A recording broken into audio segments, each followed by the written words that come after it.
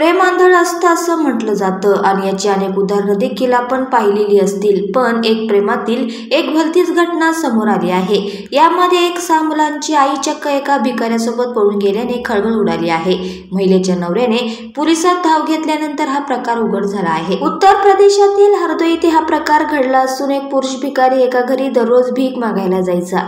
ज्या घरी तो भीक मागायचा तिथली महिला त्याला भीक द्यायची, त्याच्या संग गप्पा मारायची. हे महिलेच्या पतीला माहिती होतं. पण एक दिवस असा येईल की आपली बायको त्या भिकाऱ्यासोबत पळून जाईल याची त्या नवऱ्याला किंचितशीही शंका आली नाही. अखेर त्याची बायको त्या ओळखीच्या भिकाऱ्यासोबत पळून गेली. विशेष म्हणजे पळून गेलेली महिला 6 मुलांची आई आहे.